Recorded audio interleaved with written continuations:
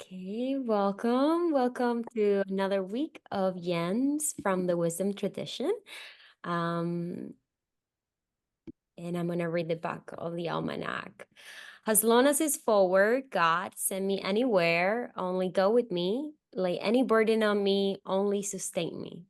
And sever any tie in my heart, except the tie that binds my heart to yours. If you have men who will only come if they know there is a good road, I don't want them. I want men who will come if there is no road at all. I'll go anywhere, provided it be forward. David Livingstone, 1813 to 1873. This week's the topic is a firm grasp on our destiny. Cliff Tillotson, a speaker we have here before. For other gens, will be speaking on the American transcendentalist tradition of, how do you say his name? Cliff Trudeau? Henry David Thoreau. Yes. So I'll hand it over to you. Okay, well, that quote that you just read is really in keeping with the idea of gaining a firm grasp on our destiny, but especially about Thoreau, who would, I think the path less traveled was the one he would always choose, you know? So Thoreau had a big impact on me in college, maybe you as well, Bob. That's when I first was introduced to Thoreau. And I think a lot of people at that age, you know, trying to figure out what they want to do with their lives and who they are and everything. So Thoreau, to me, was someone that um, challenged me to not just live a life of conformity and just pursue a career, but to try and figure out what I wanted to do with my life. And the quote that I added at the to the sent to you, Saroni, is from the second chapter of Walden, which is Where I Lived and What I Lived For. And that chapter is probably my favorite piece of Thoreau's writing and had a really strong effect on me. It's kind of like that poem by by Robert Frost called "The Road Not Taken," where you encounter two paths in a forest, and one's more well traveled, and the other one not so much. And Robert Frost picked the one less traveled, and it made all the difference. And that's kind of what Thoreau is challenging people to do, is to make their own path and not follow the well-beaten one, but figure out what your own path in life is and hold on to that and travel that, navigate that to your best of your ability. Um, for him, it was always from another quote from that chapter was living in infinite expectation of the dawn. And the continuation of that paragraph that I sent to you, Sharoni, was, I'm going to read it because I think it has a lot to do with Thoreau's idea of gaining a firm grasp on our destiny. And there's something about the way Thoreau writes, which is so pithy and just there's a clean, I don't know, resonance to his words. He chose his words very, very carefully. Anyways, but I'll just read this to you. He says, I went to the woods because I wished to live deliberately, to front only the essential facts of life and see if I could not learn what it had to teach, and not when I came to die discover that I had not lived. I did not wish to live what was not life. Life is so dear. Nor did I wish to practice resignation unless it was quite necessary. I wanted to live deep and suck out all the marrow of life. I love that phrase, suck out all the marrow of life. To live so sturdily and Spartan-like as to put to rout all that was not life, to cut a broad swath and shave close, to drive life into a corner and reduce it to its lowest terms. And if it proved to be mean, why then to get the whole and genuine meanness of it and publish its meanness to the world. Or if it were sublime, to know it by experience and be able to give a true account of it in my next excursion. So that's Thoreau grabbing, you know, a firm grasp on his destiny there, his affirmation that this is what I'm going to do when I go and live at Walden Pond.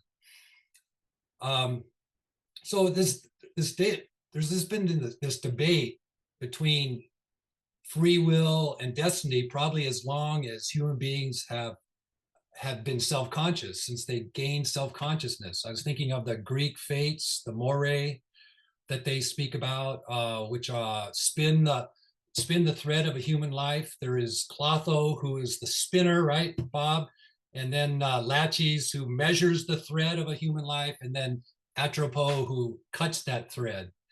And then also in Christianity, you have this debate between predestination and really free will, with the choice that we have between, and with our knowledge of good and evil, to choose either. That seems to be the essence of free will.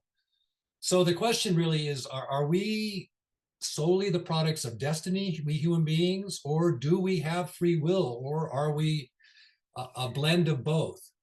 I love the quote in the almanac for the week by Miguel de Unamuno, who's one of my favorite philosophers, Spanish philosopher, which says, we should strive to be the parents of our future rather than the offspring of our past.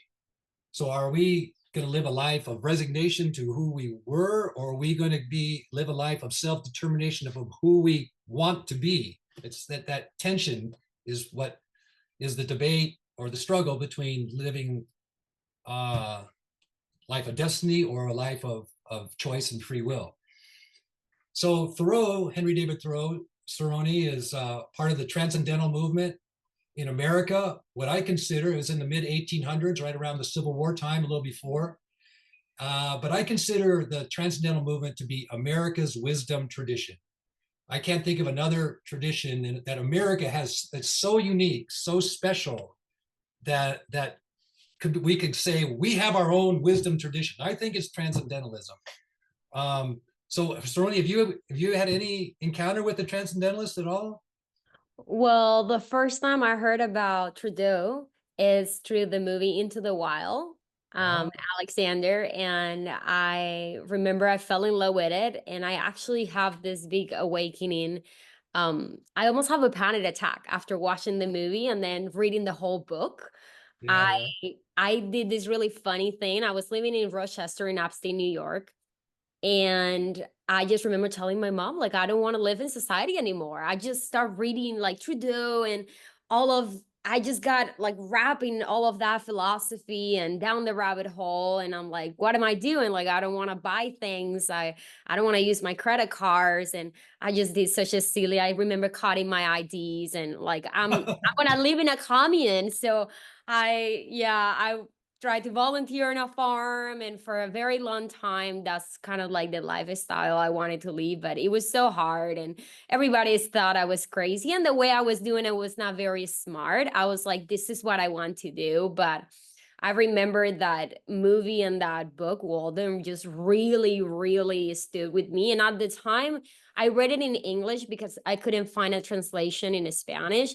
And there's a lot that I couldn't really get because my English was not the best, but I just like remember that rejection that he was able to transmit to me, to like materialism and that search for meaning and purpose in a very simple life. So it's interesting. I didn't know the transcendentalist wisdom that you're talking about. I'm not too familiar with that word, but yeah, I Well, admire. it sounds like Thoreau has definitely had an impact on you at that kind of formative stage where you're making a lot of, life decisions. I mean, when I was a sophomore in college, I think I was really into Thoreau at that time, and I decided, am I going to live in the world, or am I going to retreat from the world? So I ended up hitchhiking all the way up to Alaska, got a canoe in Whitehorse, Yukon, and took the canoe down the Yukon River, found a cabin out there in the middle of the wilderness, up almost by the Arctic Circle,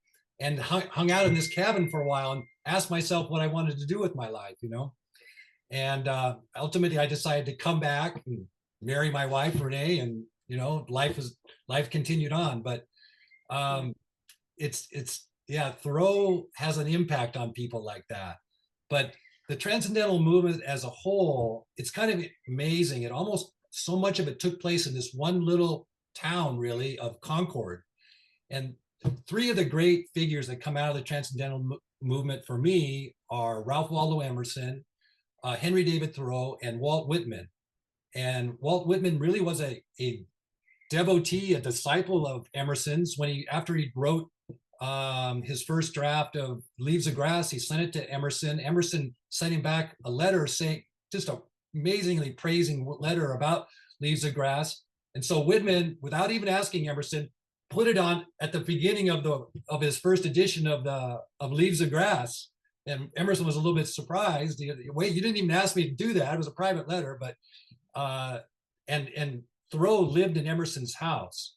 So, but these are three great figures, and there's so many others that I could mention in the transcendental movement that all took place, for the most part, right around Concord. So these three individuals are very much about free will, whereas there's these other three great writers of the same time: Nathaniel Hawthorne, Edgar Allan Poe, and Herman Melville. And for them, they had a little darker side of human nature. And so they felt, for the most part, that we are ruled more by destiny or fate versus the free will transcendentalists kind of guys. So actually, Nathaniel Hawthorne was the next door neighbor of Ralph Waldo Emerson. So or you could throw a rock between their houses and hit each other if they wanted to. Anyways, it was a very dynamic time. And there was a lot of influences coming together into the formation of the transcendental movement. So let's see what I want to say here. So for them, for me, when I was reading Thoreau, is like, I don't want to live a life of conformity to what everybody's telling me how to be. Everybody was saying I should go be a lawyer because you get well paid and everything. And Emerson and Thoreau really felt that conformity and consistency were the two of the main shackles of our free will. Emerson says that consistency is the hobgoblin of little minds, that we should live in the present and always be willing to change and reevaluate things in our lives. Let's see, they wanted to, both of them, they strove to live their lives ruled from within rather than from things from without. They would follow the whisperings of their intuition, their imagination, their conscience, rather than the bells and whistles of society. As Thoreau says, society is made for man, not man for society.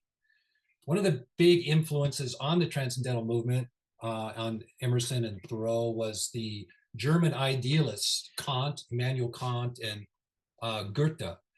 And they had an idea, a teaching that was called Bildung. I'm not sure if I'm pronouncing it right, Bildung, but it's the idea of it's the idea of self-culture, that we cultivate ourselves, that we create ourselves in a sense.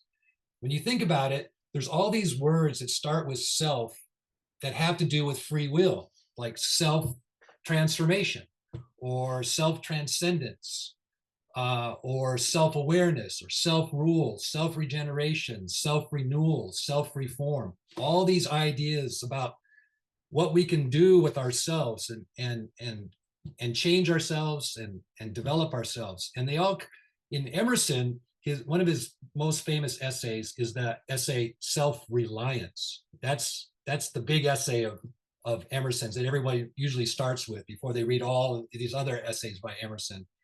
But for Thoreau, the idea of self-reliance had to do with stripping away everything that was extraneous. It was a process of letting go of many outer things that we often rely on for our comfort, but also for our identity, and to get as close to nature as possible. For him, as a naturalist and a writer, it was to merge himself as the observer with that which he was observing, being nature. And that the more he understood the workings of nature, the more he would be able to know himself.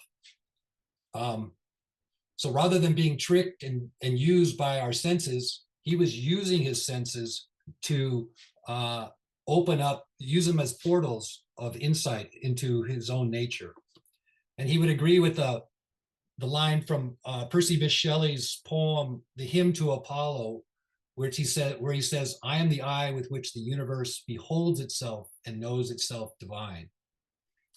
So I just wanted to read a little paragraph from Walking, his essay on walking, just to get a sense of how he writes about how he uses his senses and experiencing the world he lives in.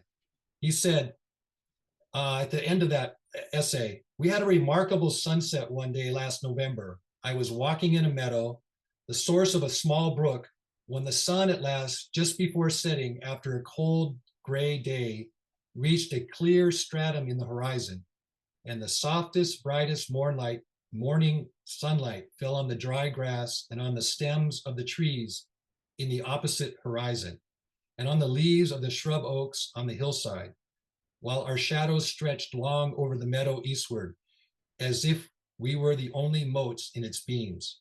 It was such a light as we could not have imagined a moment before, and the air was so warm and serene that nothing was wanting to make a paradise of that meadow." This is typical of Thoreau.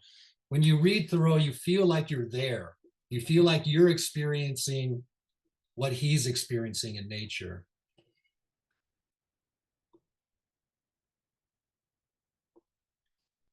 So for him, the way he saw nature was not so much that things occurred in some kind of predictable linear progression of development or progress, but rather he saw nature as always being involved in a process of metamorphosis. He spoke about that a lot, like an acorn becoming an oak. As he says, every oak tree started out as a couple of nuts that stood their ground, or a caterpillar becoming a butterfly, a snake sloughing off its skin, the tadpole becoming a frog in Walden Pond, and the development of birds. And he studied them immensely. He knew all these bird calls, and birds would come and land on his shoulders.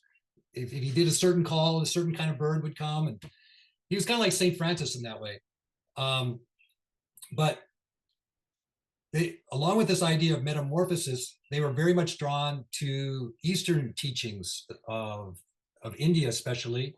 Thoreau was very much influenced by the Bhagavad Gita and also by the laws of Manu, where it's taught that a human being has the ability to transform himself by uniting his individual soul with the universal or supreme soul, what Emerson would call the oversoul. So to grasp our destiny was for these transcendentalists akin to freeing ourselves from the chains that shackle our gaze to the wall at the back of Plato's cave and turn towards the light within and behind the outer veil of nature. I was really struck last week by Kirk's presentation on the pyramid. You would have loved it, Bob. It was really, really good. But it seemed to me what Kirk was talking about these pyramids throughout the world, but especially in Egypt, was that these were not tombs. These places were not tombs, but these pyramids were places of human metamorphosis.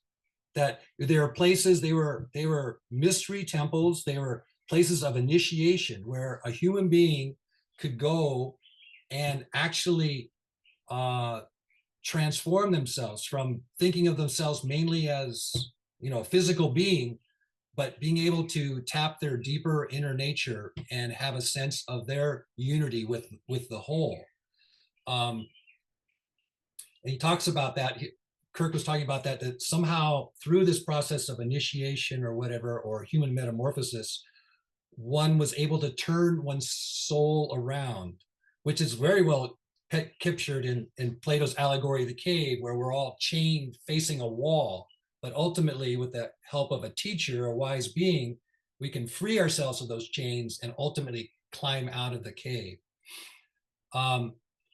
So for Whitman, this process was a process of identification, I think. If you read his Song of Myself, he identifies with all these other human beings and the universe as a whole. Ultimately, Walt Whitman is the universe. For Emerson, he had this experience on a ship when he was going to England or to Europe, where he stood on the bow of the ship at night and he saw the galaxies above him. And he felt like he was a transparent eyeball, right, Bob? You remember that phrase of Emerson's? He felt that he was nothing, as he says, I am nothing. I see all the currents of the universal being circulate through me. I am part or particle of God. And for Thoreau, it was becoming one with nature. As he says, we can never have enough of nature because nature is not something to have, it is something we are. So, in conclusion, Thoreau's advice to us in grasping our own destiny is to pursue, to quote, pursue some path, however narrow and crooked, in which you can walk with love and reverence. That's Thoreau's advice on how to grasp our own destiny. So, there you go. Wow, that was super, super interesting. I read it but never looked at it so deeply. I just knew like, oh, this is, this is a lot, this society is too materialistic and things like that. How do you feel about like the economy chapter, like where he discussed like the simplicity of like luxuries and how that complicates life and how a person can live without all of that? And Yeah, some people say that chapter was too long, but I loved it. But yeah. it's the chapter that opens Walden. And, the funny thing I was thinking about, I read Thoreau Walden in college, and then I hadn't read it since then. But I didn't have time really to read it again before giving this presentation. But I did pull it up on Audible and listen to a lot of Walden, especially the chapter Economy. And I was busting up. I didn't realize, I mean, I took Thoreau so seriously in college, but the guy is funny as heck. He is sarcastic. He sees satire and everything, but he stabs you with these needles in a really, really funny way. But basically, he's challenging us to, as he says, to not live lives of quiet desperation, not to get caught up in society and pursuing these outer goals or outer values with money and so forth. So his chapter on economy, part of it describes how he built his cabin, and he marks it down to every quarter of a cent, and ultimately building his cabin on Walden Pond, which was actually a property that Emerson owned, cost him $28 and 3.5 cents, I think, or something like that. But I found that chapter to have a lot of humor in it, and so I really think if you ever get a chance to put Walden on just to listen to someone read it while you're driving or something is a really refreshing experience. And that was a whole different take on Thoreau because he is incredibly witty. And apparently when he would give talks at the lecture house in Concord, he had the audience riveted because of his sense of humor. He's a very actually kind of dry wit, funny guy, but while challenging us not to live lives of destiny, outer destiny, but to grab the bull of our lives by the horns and live our own lives. So I don't know. But you remember that chapter in particular, economy? Yeah, I haven't read it either since like probably since I was like 19 and I'm 28 right now, but I do remember vividly just that part of like him, the beginning of the book is the part, and then the quote that you read, like I went into the woods to live there liberally. That's the most famous quote from that book, I think. But yeah, I just remember having that really strong impression in me. And, now that I'm very much involved in society, no longer living on a farm with two llamas and a cow and butchering chickens, I do get this feeling sometimes when I go to sleep randomly, like thinking about that time, like how I was sucked into all of that, but now suddenly I have all these obligations in everyday life, and I kind of like, so far away for that like moment of awakening. So it's just something that makes me really sad about going back to, thinking about this, is how difficult it actually is to do what he did and how brave it was. But now it's almost impossible to live a life like that. It takes so much effort, right? Like it's everywhere. You turn on the TV, you walk on the street, like our jobs is so much selling and consuming, and yeah, there's something very nostalgic for me about this topic. Like, I think my heart and my nature longs for that retreat, for going back to the essence, but the reality is so different. It takes so much courage to go live a life like that, so free. Or yeah. Yeah. And also watching the movie like Into the Wild too was based on a real story by Alexander, how after everything he said happiness is only possible when shared. So yeah, you can go live your life like that, retreat yourself from the world, but are you gonna be happy? Or so there are all these questions that come to mind too. Yeah. Bob, what's been your experience with Thoreau and the Well, transcendentalists? well, I'd like to actually address what was just talked about, going to Walden and the attitude of that. And it's funny, Thoreau doesn't exactly reject concepts of commerce or uh, ownership. And he, it's sometimes misrepresented that he went to the woods and he was a hermit. He lived alone and everything. That wasn't true. He was just a few miles from Concord. People would come to visit him and all of this. And he knew that he couldn't um, survive in the cabin completely by himself. He needed sugar, salt, I don't know, coffee, something that he couldn't actually do himself.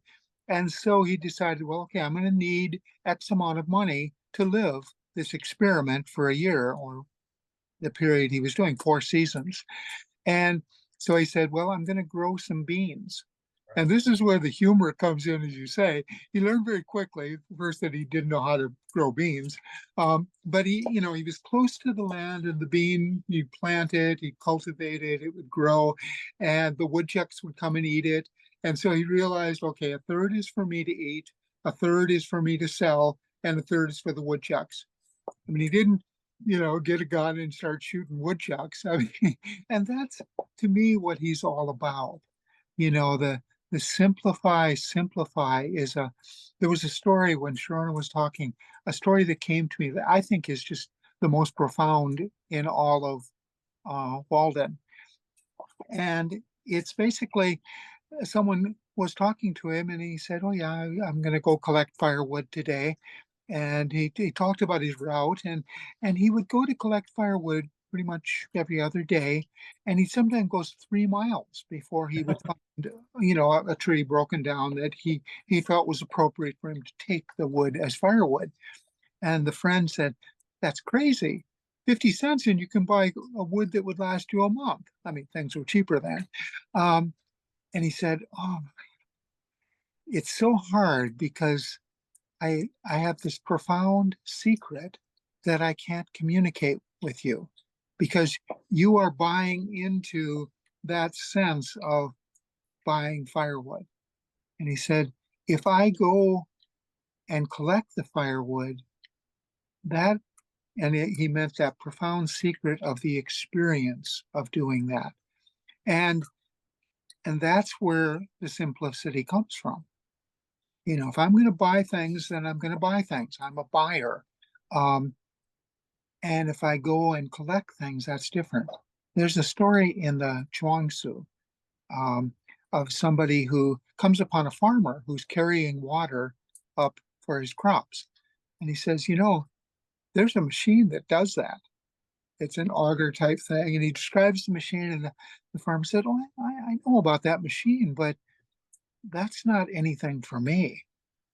And he said, if I had a machine, then he said, I would have the mind of a machine. I would have all the water I need, and therefore I don't have to conserve water. If I carry it up, I'm going to use just what I need.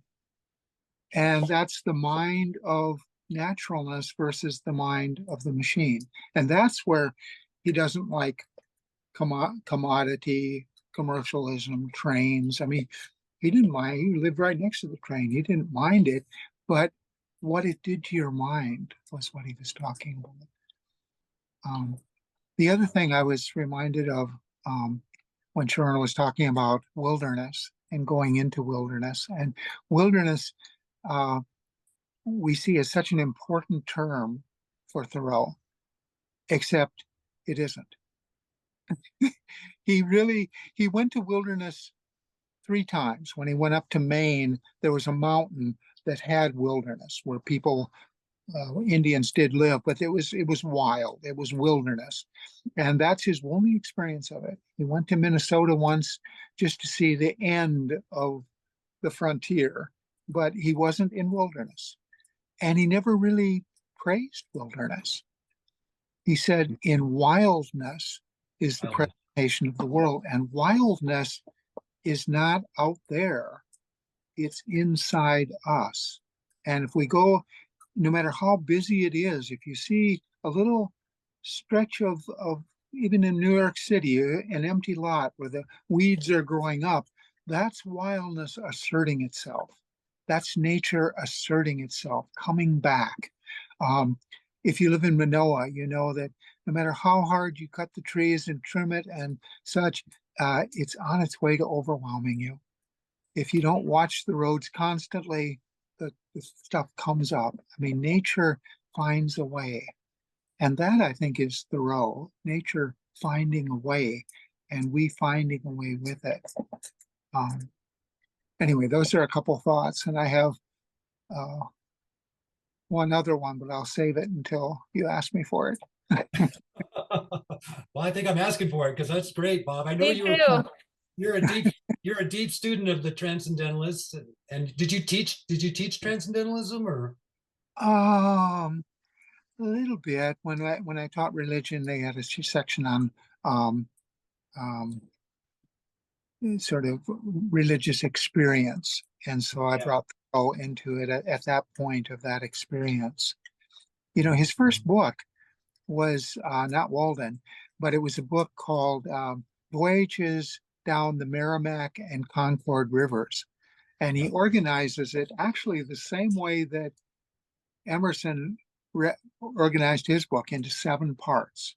Oh, really? And in Thoreau, it's 7 days, but each day has a theme. One day is friendship, one day is art, one is is wildness, another is that. And so that's how he kind of does this trip. And it's down the river and then back. So he's going away and home.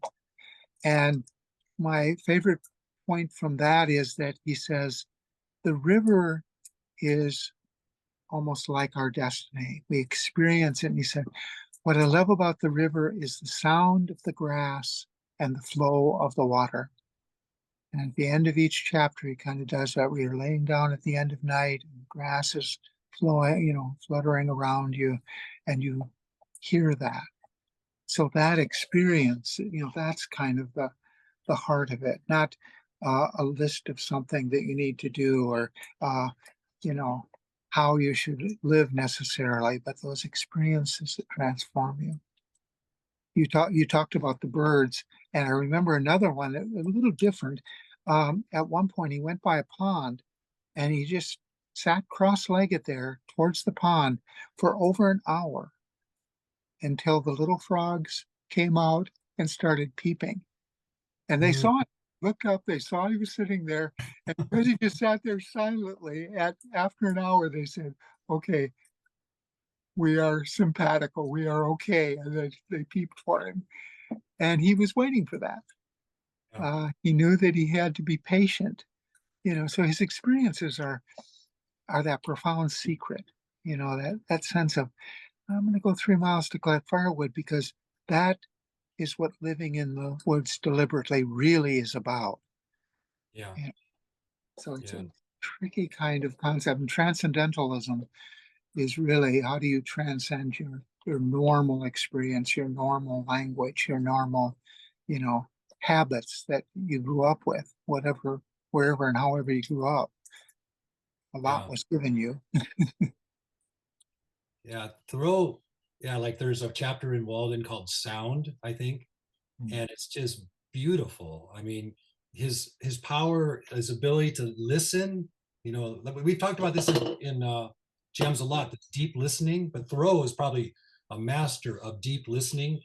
He talks about one time hearing the rumble of the train, you know, a couple miles away, and wondering, imagining the fish feeling that vibration in Walden Pond, you know, and just his descriptions of the sounds that he would hear so acutely, and his sense of sight too. Like he would be able to just find arrowheads, no problem, all the time. He just boom, there's an arrowhead there, and there, the rest of us would just walk on by, you know. But he would be finding all these Indian arrowheads. But there's something about him. I think I read this somewhere, that he mythologized nature a little bit. That and these outings, like was a week on the Concord and Merrimack rivers. You know, it's like that journey had a mythical quality to it. It's almost like the Odyssey or something. You know, it wasn't that big a deal. You know, he just went down these two rivers and came back with his brother. But then when he wrote about it, it just took on this grandeur, you know, of symbolic activity, that everything that he was doing had much more depth and meaning to it than just doing it. Like, why would you just buy some firewood? Why don't you go 3 miles out and have that experience, that raw experience, that of wildness, while getting some firewood, you know, and then write about it with an incredible deep choice of his words. Like I think at the beginning of Walking, he talks about sauntering, and he's making a fun of Adam Smith, apparently, who said that we should be, you know, dividing up labor, you know, so we're more efficient and la di da di da, you know, so our economy runs better instead of just sauntering. And then Thoreau took that word and he made sauntering into, this is what life is all about. It's about sauntering, you know. And he goes on for I think a couple of pages of how he defines sauntering and writes about it. It's hilarious. It's actually, he's so funny, but he's making his point at the same time. And sauntering. Yeah. Making the earth holy. It's interesting because, as you say, he was interested in Kant and such, but he was also interested in Romanticism, and so a lot of the language comes from there. And then you have to kind of, that's when, like going down the river, you have to sort of take that and then somehow go through it so that you're back to his experience, because his experience of the firewood is fundamental to his way of thinking, you know, of seeing. You know, it's like he wrote a whole book on how do you look at a seed. If he said, show me a seed and I will show you destiny, I will show you the world. But then how do you look at it?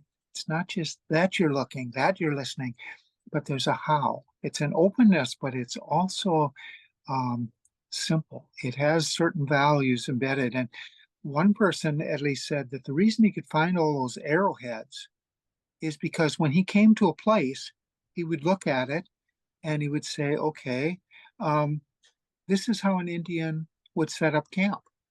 And so there'd be the fireplace, there'd be the data. And so he knew where the Indians were, and that's where the arrowheads were.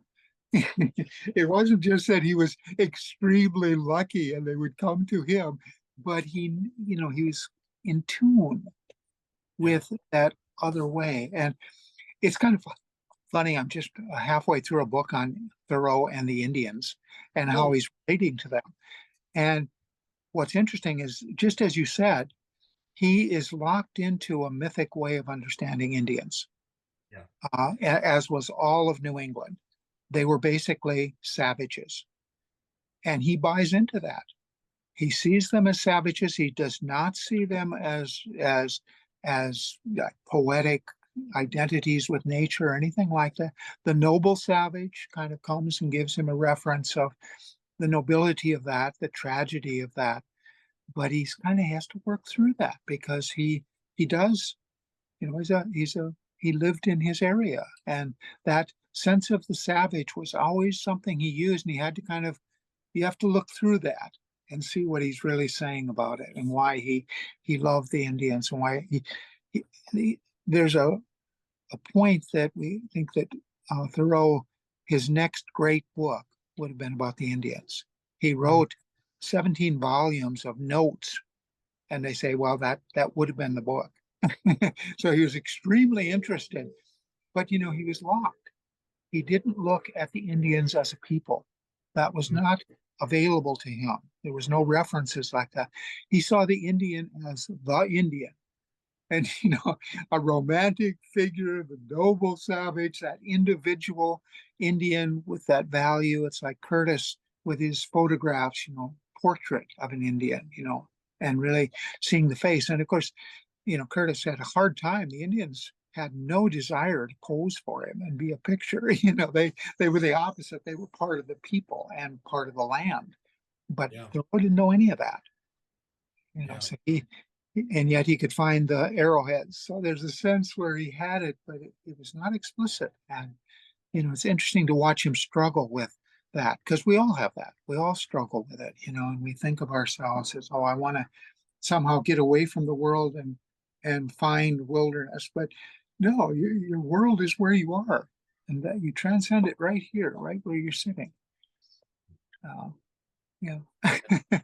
Read that he really was fascinated with the Indians, that Yeah. he saw them as, really being one or in tune with nature just from their life. And so he drew his attention was drawn to them, to try and understand it. But you're saying he had that barrier to overcome, that of more like the white man world kind of, Yeah.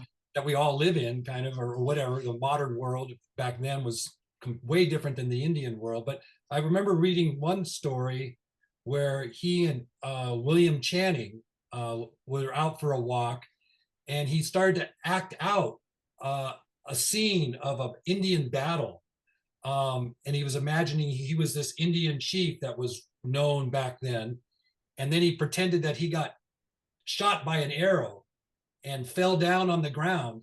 And then he reached over and grabbed an arrowhead right there. But he probably had a sense that this was actually possibly an Indian battlefield.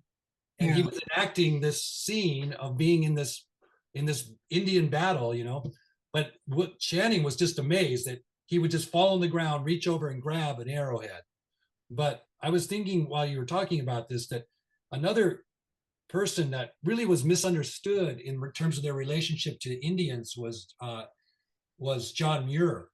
And John Muir was considered to be a racist because of some things that he wrote about Indians. And so actually the Sierra Club kind of, as John Muir was the founder of the Sierra Club, and the Sierra Club denounced him and basically renounced him as being, connected with the Sierra Club because of the DEI, the diversity, equality, inclusion thing that was going on. So they had a vote, and they chose to say to denounce John Muir's racism. But if you actually read John Muir's writings about Indians, he was encountering individual Indians in the Sierras who had been where their tribes had been decimated.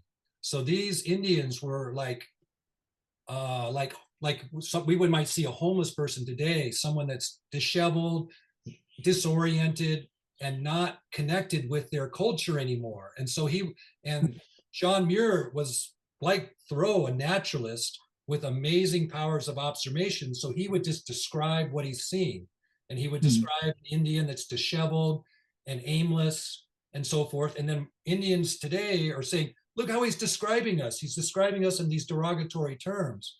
And so then there was this pressure to renounce John Muir as a racist.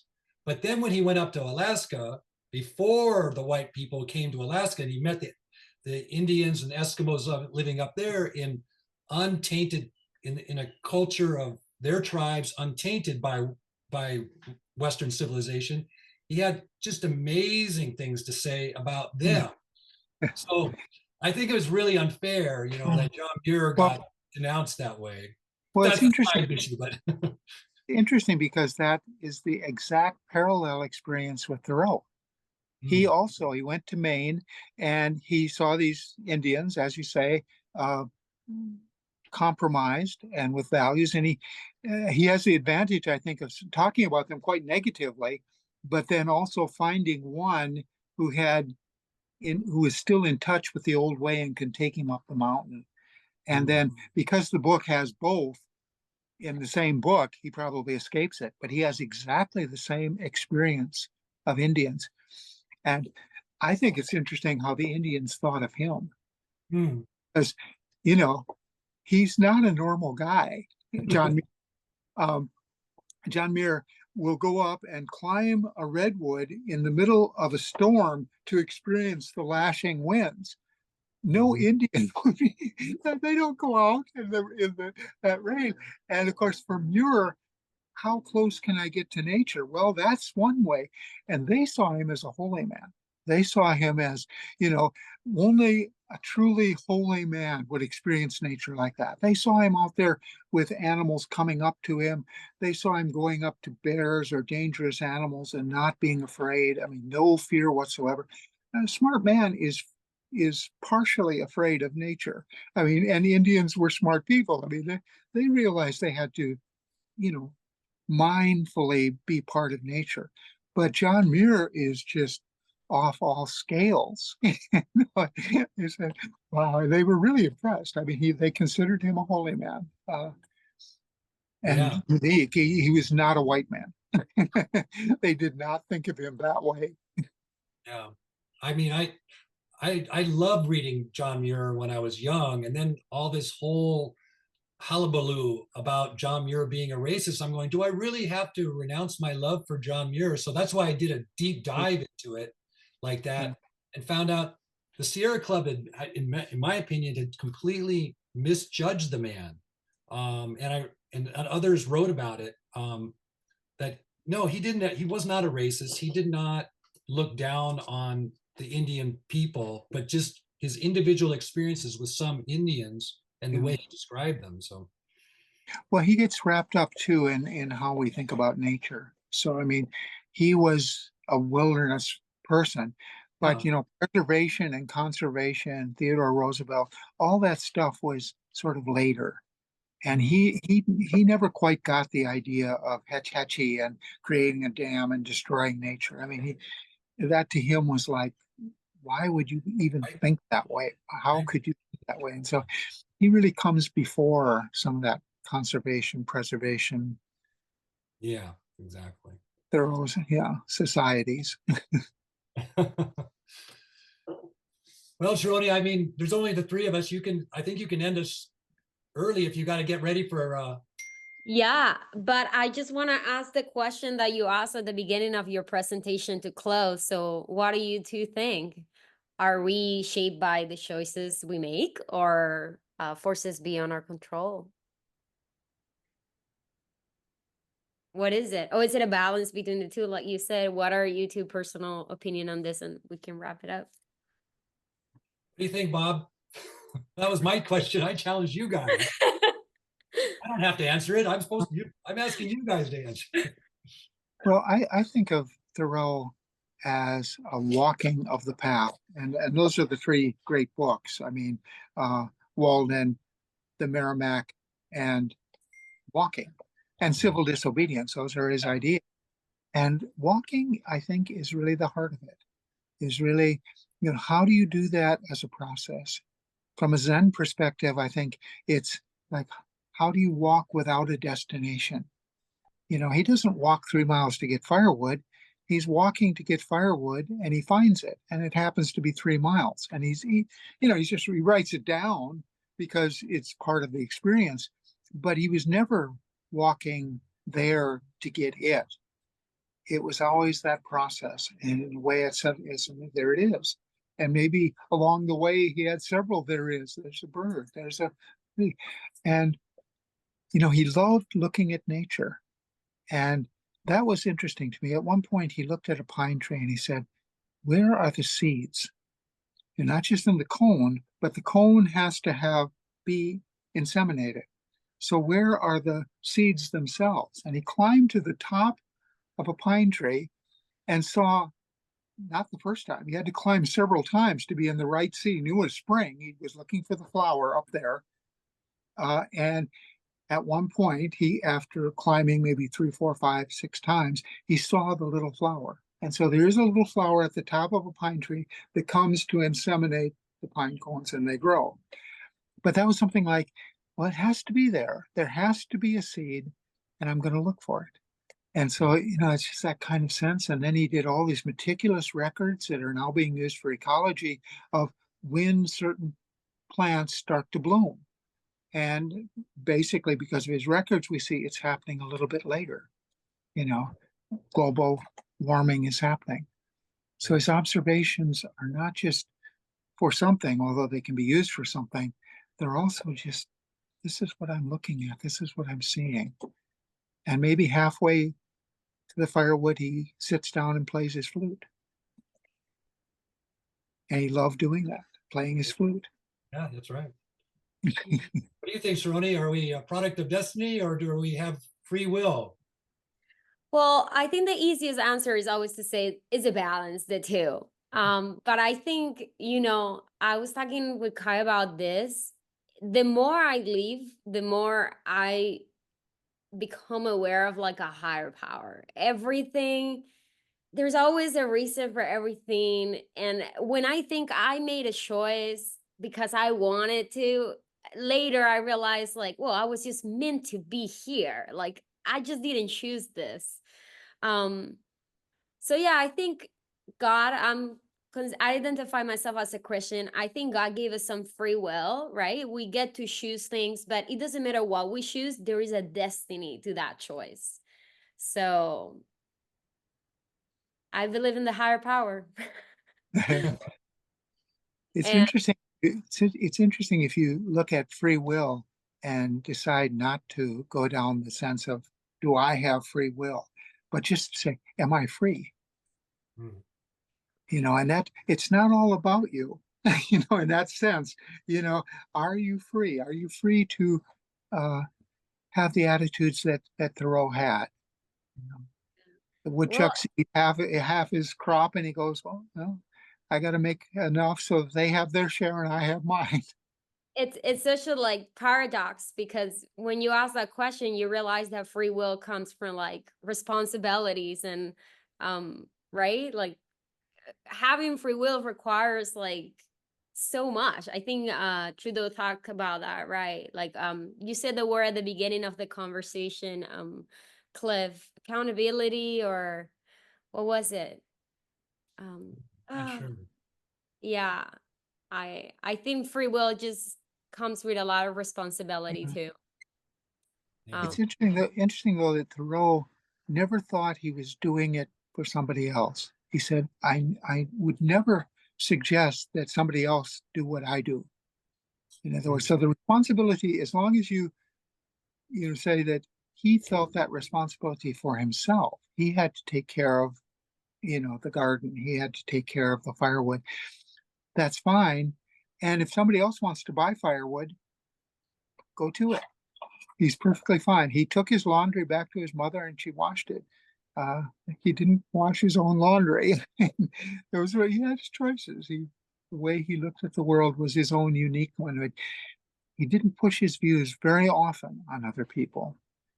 A couple times, and that's his civil disobedience phase. But even then, he put himself in jail. He didn't say everyone should do it. Yeah, the interesting story about that to me was, yeah, so there's the Mexican-American War and he opposed it. So he refused to pay his taxes and basically challenged them to put him in jail, and they did.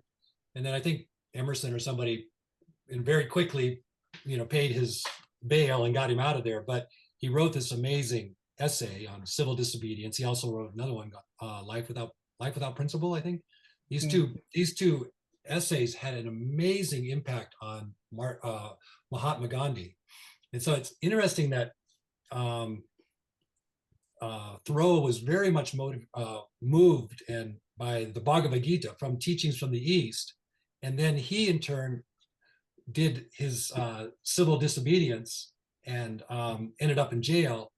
And then Gandhi read this, and that was why he started doing his Satyagraha movement and opposing the British and ending up in jail a lot, mainly because of this idea. I think it was very much a seed idea for his whole Satyagraha movement, was that essay on civil disobedience. So Yeah.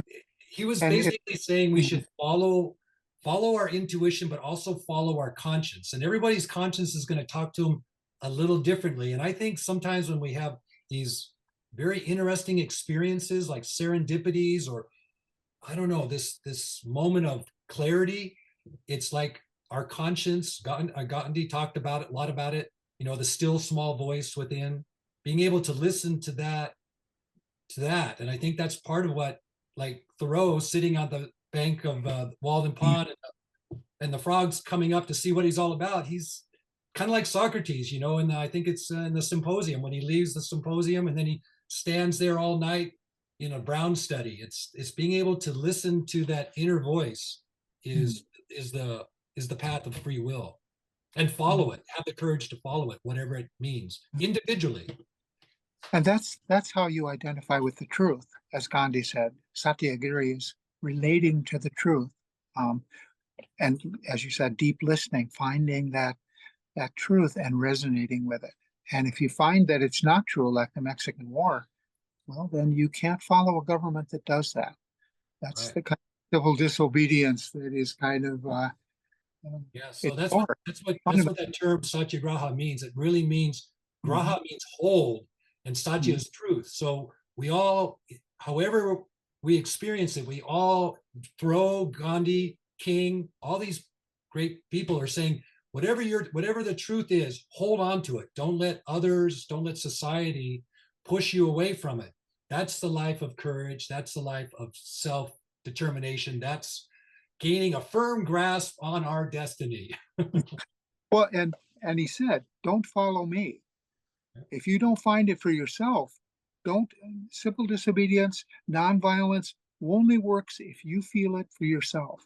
And so he was very clear that, just you want to do it because you think it's safer, or you want to do it for some other reason. That's wrong. He said that's cowardness. Right. The bravery is finding it for yourself. Right. Well, thank you so much, Cliff. I learned so much with both of you today here. I'm like, I need 5 minutes by myself now to process everything. Thank you. Next week's the topic will be the Christmas spirit. And the speaker is still pending, but it will be out about work on our website soon. Again, thank you so much. Votus, Well, thank thank you, you. Saroni.